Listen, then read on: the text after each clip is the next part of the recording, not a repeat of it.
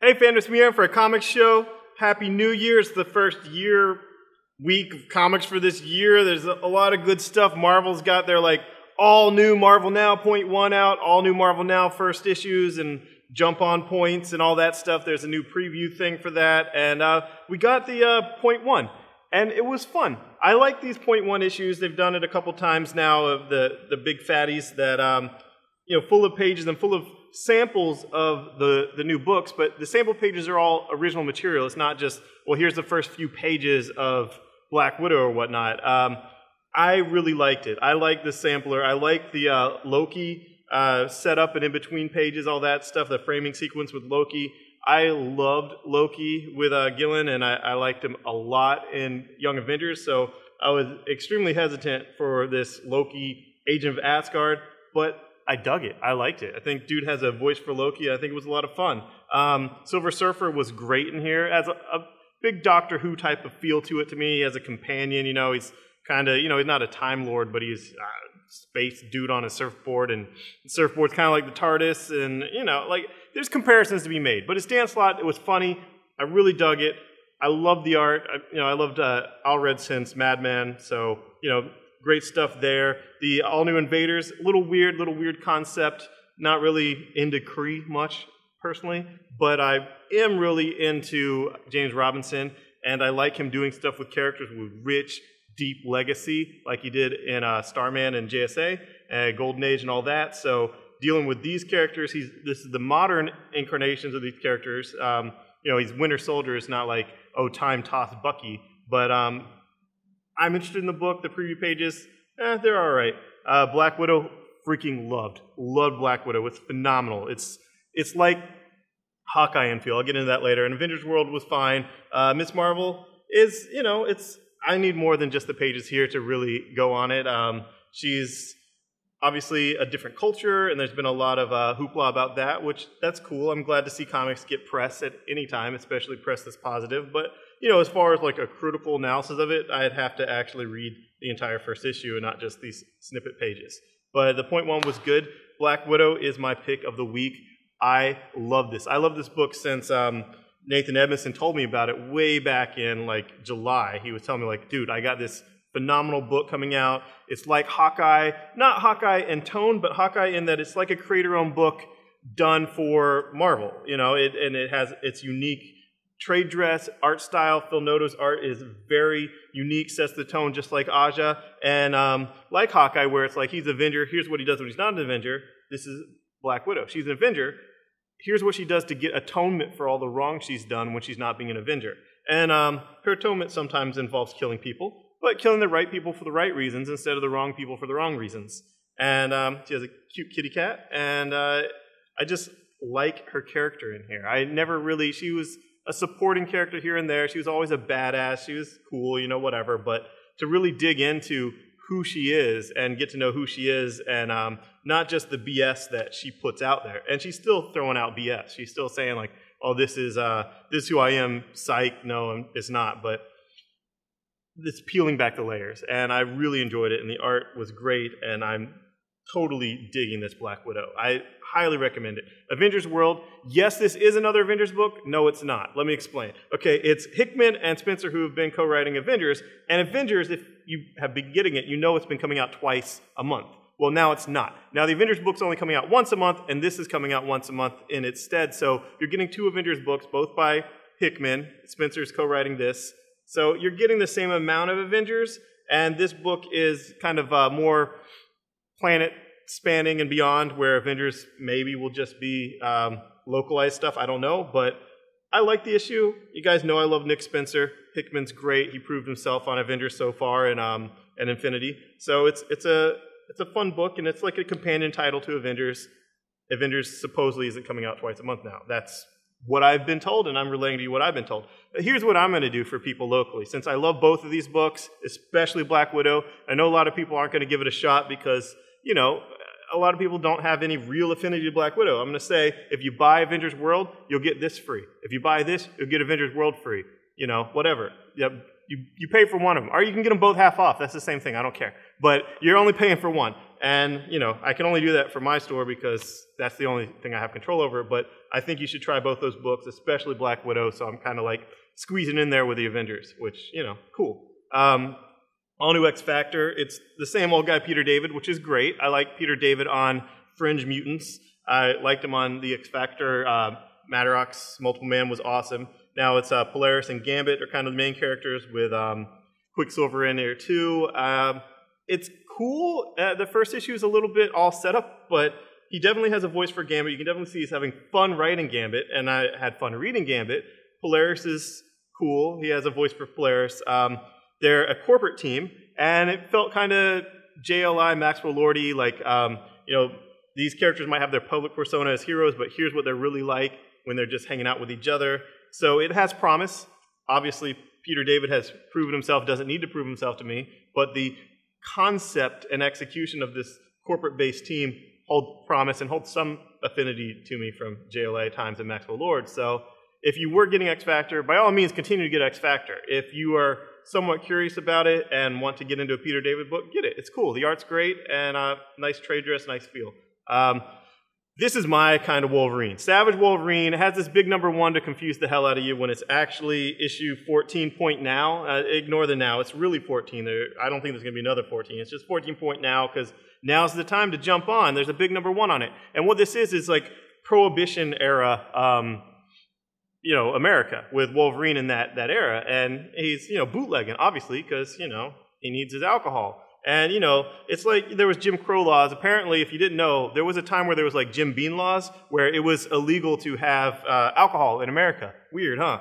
And there was something called the consumption where you coughed up blood. It's just a different time. But this dude, I've never heard of him because I guess I'm not as cultured as I think. Richard Isanov, he is a writer and artist on here, and it was a great issue.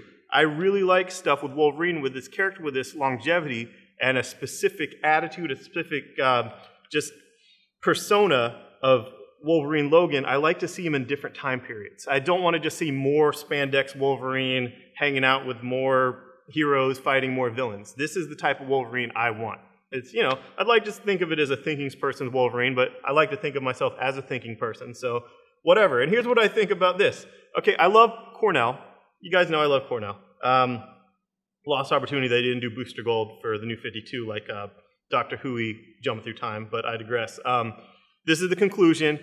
We already know that he lost his healing factor. I'm not going to say anything about what's in this issue, but I just want to know, if he doesn't have his healing factor and he pops his claws, how does he not bleed to death? And, you know, and what about adamantium poisoning? What about the metal poisoning? Like, you know, like any metal under it, wouldn't that like kill him if he doesn't have the healing factor? That needs to be explained for me because I'm really like, I don't know. It shouldn't bother me, but it does. And yeah, hopefully it'll be explained in the first issue of Wolverine. And if you're British or Rich Johnson British or whatnot, Revolutionary War's out. This is all those crazy Marvel UK titles that I think Alan Moore claims to own. They all came out in the early and mid-90s, and then they kind of faded away. And some characters popped up here and there. Well, this is them all in a huge war in their own element. I love Captain Britain in his own element in England. And Deathhead's in it, and it's cool. And it's Lanning, one of the best writers from back then, who's done a lot of good stuff with his buddy, and they did Guardians of the Galaxy, and check it out. If you were at all interested in that, or if you're all interested in like British stuff, that's a book for you. Moving on to DC. They had a few big things out this week. One is this Detective Comics 27, which is like a double-sized, crazy mega-sized anniversary issue. It's double-priced, double-sized, 2 different regular covers. This one's weird. It's Frank Miller, and it's a reused cover from an old, there's probably a huge glare in it, but you can tell the basic. You can tell the basic thing, that there's this tail coming out of nowhere. It looks like it's some type of plug-in tail, and that's all I'm going to really say about that. It's weird. And Bleeding Cool, I saw that on the message board. Someone said that, and after they said it, I couldn't unsee that image. Like, where is this tail coming from? But anyway, the book itself is quite good. It's a anniversary hoopla for Batman first appeared in Detective 27 way back in the day, and there's a story by Brad Meltzer, who's one of my favorite writers. There's Tomasi did a great story. The Francesco Francavilla wrote Andrew a story in here. John Layman's Gothtopia starts here, who's the regular writer of Detective and the writer of Chew. Gothopia looked really cool. The art was great by Faybook, a lot of new characters, new costume designs, craziness, and then Snyder and Murphy had a great story in the future here called 27, and it is a good Batman book. If you like Batman, there's plenty to love in here. It's not just another issue of Detective. Yes, the other issue of Detective is in here. Yes, there's the first part of Gothopia, and you get the whole the layman Fabbook stuff that you like if you're reading it, but that's a little bit of what's in here, and it's just a great issue. Forever Evil Arkham War, this is just getting weirder and weirder. Now it's like Bat-Bane and Talon instead of Batman and Robin, and they're the diabolic duo, and they're going to take the city back from the other rogues of Arkham, and it's just getting crazier and crazier. So I don't know. I'm still reading it. I'm still enjoying it, but to the people that say, oh, it's insane, why is Bane dressed up like Batman? I get it. It is freaking weird. The internet can make fun of it all they want. I understand that. I still enjoy the insanity. And what's wrong with insanity in a book called Arkham? It's an insane asylum. So, moving on. Green Lantern, to all you people that were complaining about Vendetti's characterization of Hal Jordan. Hey, look, it was a Durlin.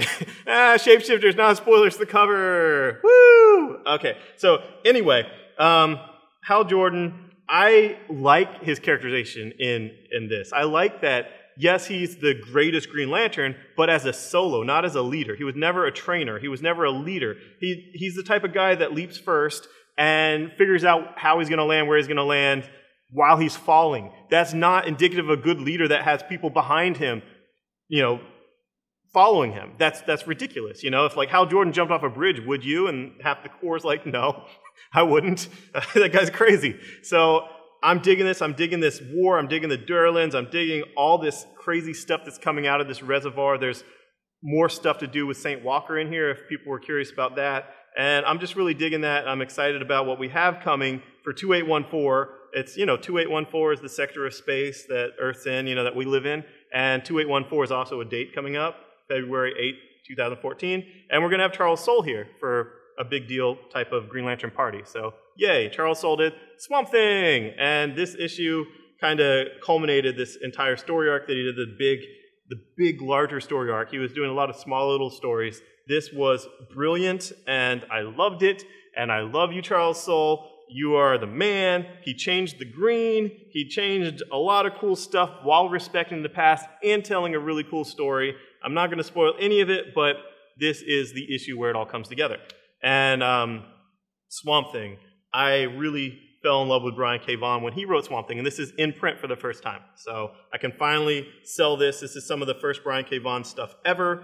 He wrote a brilliant single-issue story in here with John Constantine, and I've just been a book that, older fans like me, I'm 37, whatever, had talked about, oh, there was a great run by Vaughan on Swamp Thing. People are like, no, if that really happened, it would be collected. DC's not that stupid to not collect something by one of the biggest writers in all of comics. Well, they've corrected the mistake, and when they announced that, I was cheering. So it's out. Cool. Enjoy.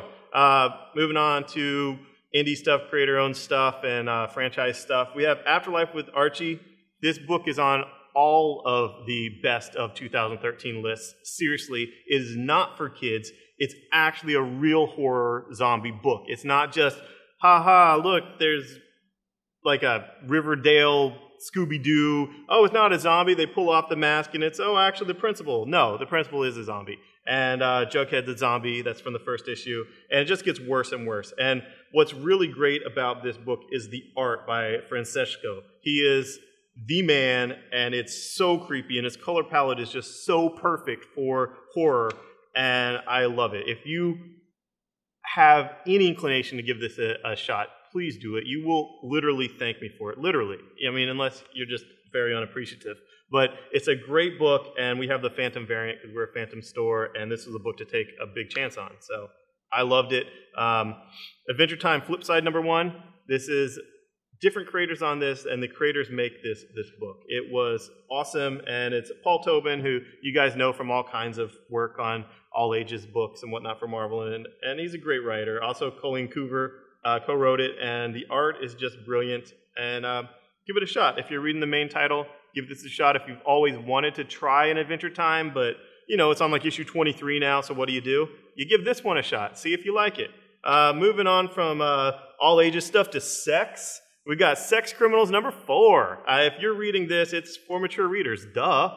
And you've got new printings of all the other issues with crazy funny covers, like the one with the Olin Mills Glamour Studios with Fraction and I can't pronounce the name, Zdarsky, maybe that's how you pronounce it, but very funny cover, full of sex, full of craziness. The letters page is worth reading too. It's just all these responses about, I don't know, remember pre-9/11 when it was okay to have an erection on an airplane? I mean, it's just this is crazy stuff. I love the book, and if you still want more sex after reading this, Letter 44 by Charles Soule, who I am having here for a signing on 2814, don't forget, has zero gravity sex in deep space, and it's awesome. Don't know how all these shadows cover up all the private parts, but it was great. I'm loving this book. You know, if you are local, come in here and ask me about this book and talk to me, interact with me. I need attention, and I will give you a free issue #1 for you to come in and get signed. So I will. Just remind me. And that's that. We have some great signings coming up. We have Trad Moore and Aless Cott coming in for Zero. That is in April. We have another big deal thing coming in the summer by the biggest writer in all comics. And we have a lot of great stuff. So thanks for watching. Keep an eye out for some extra videos we're going to do. And enjoy your comics. New year. Big stack. Thanks. Bye-bye. Thanks for watching. Click subscribe, share it, comment, like it, dislike it, whatever you want to do. Just, you know, give us some feedback. And if you're local, as always, the Geek Easy has great stuff that mixes comic books and beer. We have Geek Trivia on Tuesday where you and your team could win your bar tab. We have Thursday Drink and Draw with a live model. It's going to be post-apocalyptic themed. And then Friday is Nerdy Karaoke, which has been awesome. I'm going to be singing Stan Bush, You Got the Touch. Thanks. Goodbye.